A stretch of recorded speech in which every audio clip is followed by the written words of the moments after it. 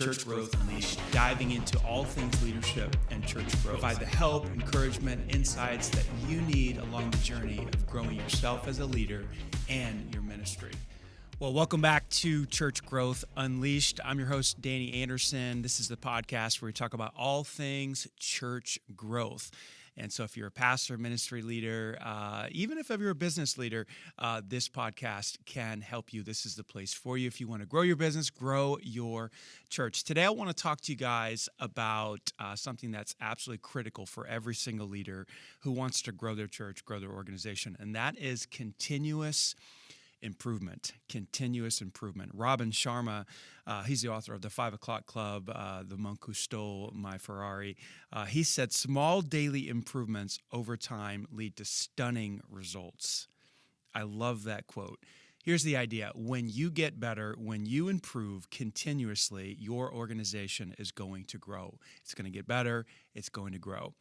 Tiger Woods, many years ago, I can't believe this. I still remember hearing this for the first time. When someone told me, I was shocked. They told me that Tiger Woods had a coach. I was like, there's no way. There's not a person on this planet, and this is kind of when Tiger was at the top of his game. There's not a coach, there's not a person that can help that guy get better. I mean, he could just crush anybody in the game of golf.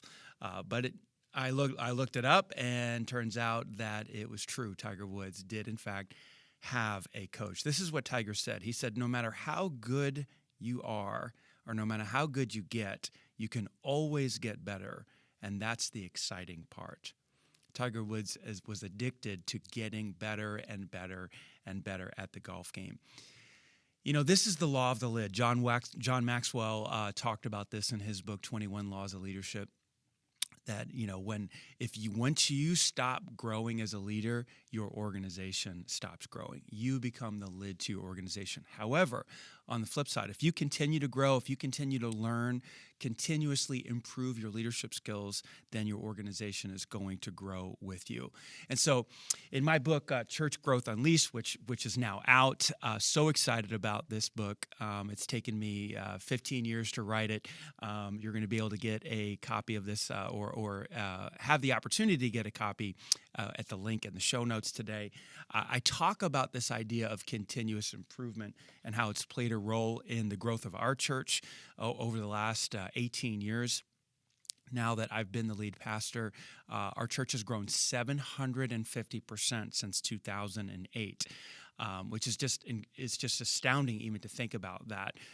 We've gone from 1 campus to 8 campuses, and of course I say that, and I give all glory to God for that, and He's blessed us. But there are some things that we have done, that I have done as the leader, and our team has done to partner with God to see that kind of growth. And one of those key decisions is to continuously grow our leadership and learn. And so what I've identified in chapter 6 of the book, I talk about 6 key decisions that every leader needs to make in order to get better and better and better as a leader. And I just want to work through those real quick. Obviously, you can read about these if you pick up a copy of the book a little bit at a deeper level. But I want to talk about those 5 decisions today. 5 decisions that are required in order to grow your church and get better. The first decision is to commit to be courageous. If you want to get better, it's going to require courage. If you want to make your church better, it's going to require courage. Why? Well, let's just give an example. One of the hardest things that you're going to have to do to grow your church, to get better, is you're going to have to fire some people. You're going to have to let some people go. And that's just the way it is in any organization. It just so happens that in the context of a church, this is one of the hardest things to do, because in the context of church, as you know, it's not a job. It's not a business. People are loved. They're cared for. These are folks that minister to people, that are beloved by the congregation. And so when it comes time to when you notice as a leader that you have a staff member who's underperforming, or the church has outgrown them, the job has outgrown their skill set, it's really hard to let that staff member go or to reassign that staff member because there's a price to pay. There's families that are going to be upset. There's people that will leave the church. And so But you still need to make the decision in order to get to the next level, and that's where courage comes in. I remember many, many years ago, and I write about this in the book.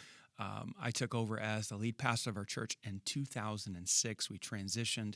Our founding pastor retired, and we had about a 2,000-member church at that time. And one of the main ministries that we had was a choir. We had a choir director and wonderful, wonderful choir, wonderful man of God. He was beloved by the congregation, Christ-like man. But I knew as the new pastor that this particular staff member was not going to be able to take our church into the future musically. I knew that the styles of music had changed. I knew that the type of music that we were going to need to implement in order to reach people outsiders who didn't go to the church was different from choir music. I knew choir was on the way out. And so at the age of 28, I had to have this incredibly difficult conversation with a wonderful man of God who was old enough to be my dad. And had to say, hey, it looks like we've come to a place where, we're going to have to part ways. Wow.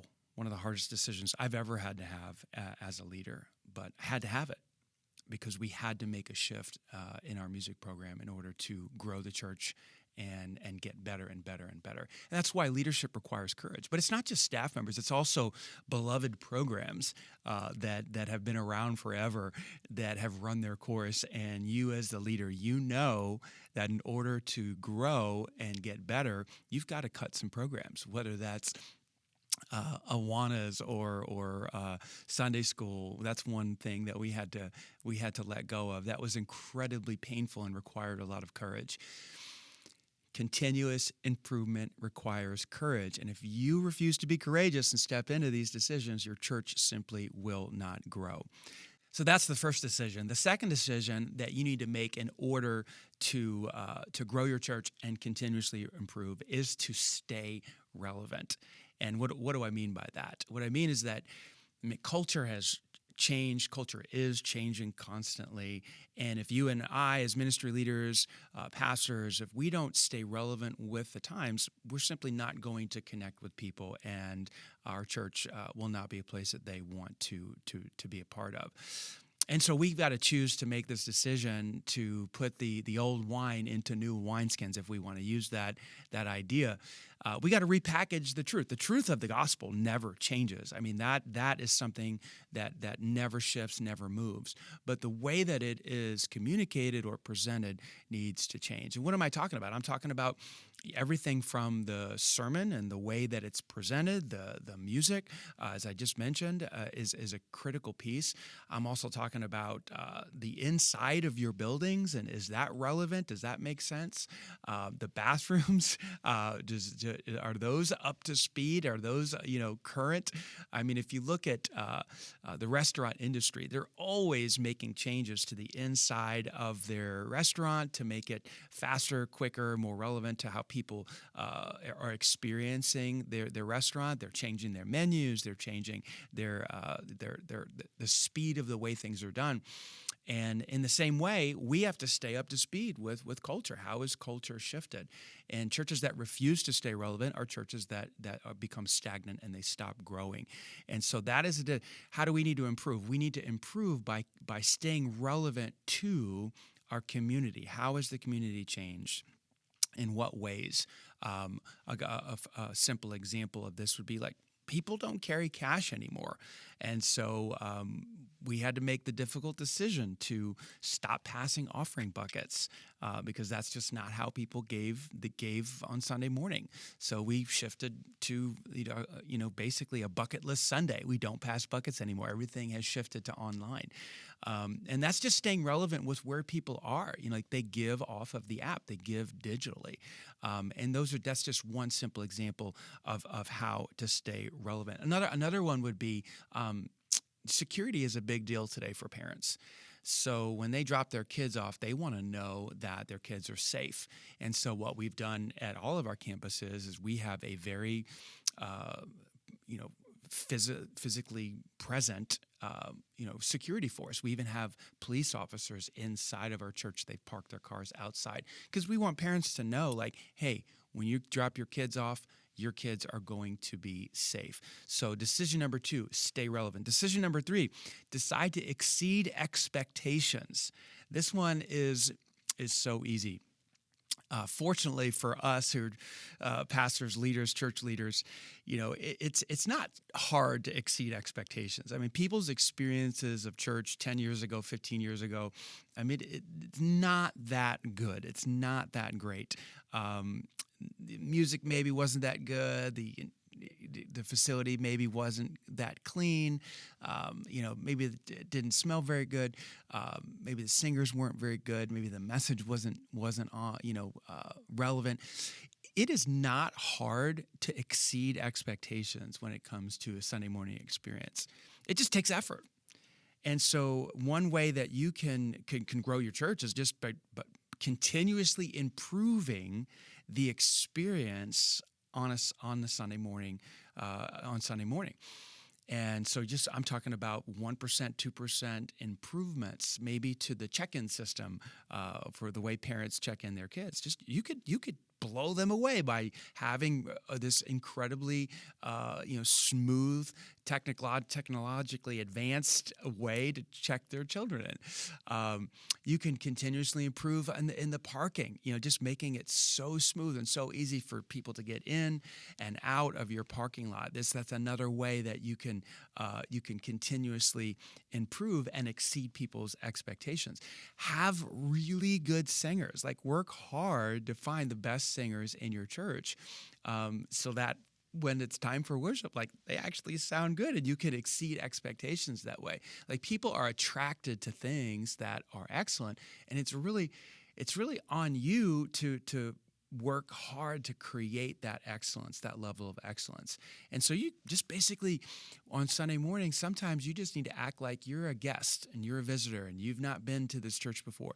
Is this a great experience? And walk around and point out maybe some things that you can improve by 1%, 2%, maybe even 5% or 10%, even down to your sermon.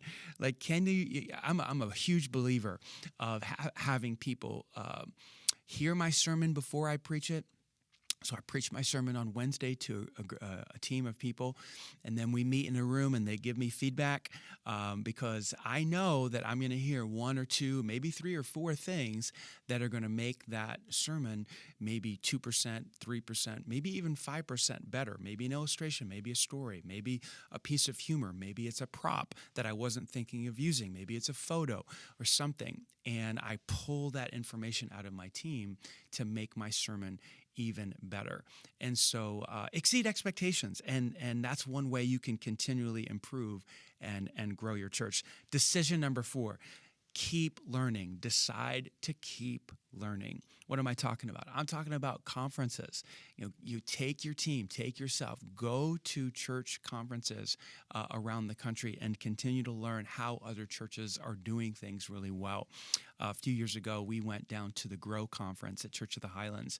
It was probably 5 years ago or so, and we were trying to improve our volunteer experience, our service, people serving at our church, and we learned their whole system about the Dream Team. And if you've been in church for a while, you know about the Dream Team. You've heard about it. We call ours the Impact Team. We learned their system. We took it home. We tailored it to our culture. We shifted some things around, and we used that system to train our volunteers, to get more people on the Impact Team, and it really does work. Where did we learn that? We learned that at a conference, at the Grow Conference. I'm talking about conferences, I'm talking about podcasts, I'm talking about books. I saw a stat the other day that said the average American reads 1 book a month, 12 books a year. Now, I happen to think that's probably high, but that's what the statistics say, and that's how people answered the surveys. But the average millionaire, the average CEO, reads 52 books a year. That's 4 books a month. That's 1 book a week. the average millionaire. No wonder their business is growing and they're at a different level. It's because they're consuming more material. They're constantly learning. And so do you have that learning posture? Are you constantly taking new ideas and new information? And that's what it looks like to be continuously improving in your leadership. And then number 5, last one, decide to value vision over preferences. Vision over preferences. What do I mean by this? Well, I heard a pastor say many years ago that when outsiders enter our church, the only thing we want them to stumble over is the cross. In other words, we want to acknowledge that a lot of the things that are going on in church are just simply preferences of what we've come to like. Insider stuff like, well, we like the music like this, or we like the decor like this, or we like to dress this way, or we like to talk this way. Well, continuously improving your church means you're continually reaching people who are far from God, which means that you are willing to drop your preferences in order to see the vision fulfilled. It's a real simple example of this, and I know some of this kind of overlaps a little bit, but years ago we had, it was in our bylaws at our church that we were King James only church. This is back in 2006, 2007 when I took over as the lead pastor, and I knew in my heart that the King James Version, however beautiful it is and majestic it is, and it's a wonderful Bible translation, it was just outdated, and the language did not connect with the people we were trying to reach. It was Old English, 1611, and but it was in our bylaws. Like it was a conviction that this was the proper version of the Bible. And so this goes back to courage. Okay, this took a lot of courage, but it also took submitting our preferences, letting our preferences go, so that the vision could be fulfilled. And so we had to do a church vote, had to go before the church and have a vote to drop that belief that the King James Version was the only version that we should use. And it was a successful vote, but man, people there, as you can assume, and church people don't like change. We lost some people over that, and that's where the courage piece again comes in. But that's kind of the way we think around here. It's like, well, our church has grown 750% in the last 18 years or so. How come? Well, we've been willing to let go of our preferences in order to see the vision. We've been willing to be courageous. We've been willing to work hard to exceed expectations. These are basically decisions that a person makes who is committed to continuous improvement. So let me challenge you guys. Let me ask you a question. Ladies out there, church leaders, gentlemen, pastors, what was the last thing you changed in your church in order to grow? What was the last program that you canceled? The last sacred cow that you let go of? Who was the last person that you let go because you knew that the position has outgrown them? Like, if you can't point to anything, like, yeah, we made this change, or we let this person go, or we canceled this program, you're probably not committed to continuous improvement. And if you're not committed to continuous improvement, your church is probably struggling to grow. Now, it won't grow right away when you do some of this stuff. In fact, you'll go backwards. You'll lose people. We went from like 2,000 people to 900. I mean, you don't grow right away, but these are still decisions that led to the growth of our church. So what changes have you made? I'm not talking about change for the sake of change. I'm talking about change for the sake of continuous improvement so that your church can grow and reach its redemptive potential. So I hope this has been a blessing to you guys. If you want to grow your ministry, if you want to grow your business, you've got to be committed to continuous improvement, which means you've got to make some of these hard decisions. Again, just wanted to mention my book, Church Growth Unleashed. You can get it in the link in the show notes there. And also want to encourage you guys, if you're liking the podcast, if you're watching on YouTube, subscribe. If you're checking it out on Apple iTunes or Spotify, click the follow button there. And I hope this has been an encouragement to you. I want to again challenge you guys to commit to continuous improvement. We will see you next month. God bless.